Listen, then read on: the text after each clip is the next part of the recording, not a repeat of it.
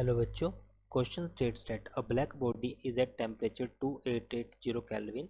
The energy of radiation emitted by this object with wavelength between 499 nanometer and 500 nanometer is U1, between 999 nanometer to 1000 nanometer is U2, between 1499 nanometer to 1500 nanometer is U3.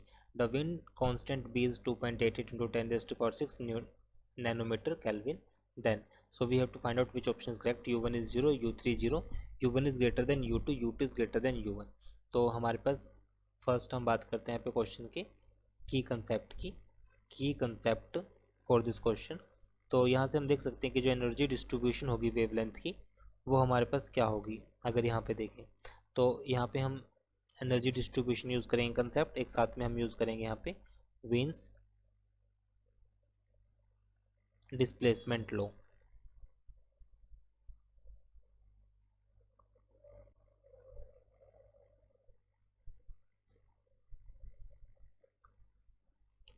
और साथ में हम इसमें use करेंगे energy distribution curve.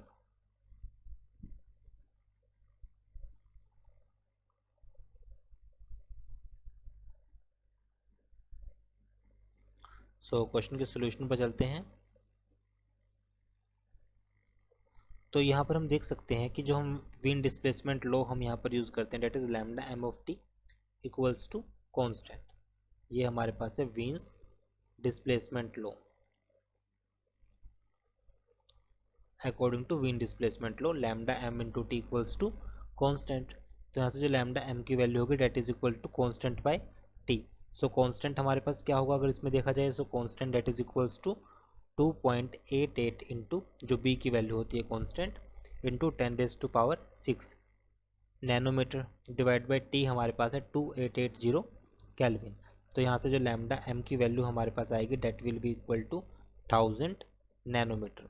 So energy distribution with wavelength will be as follow.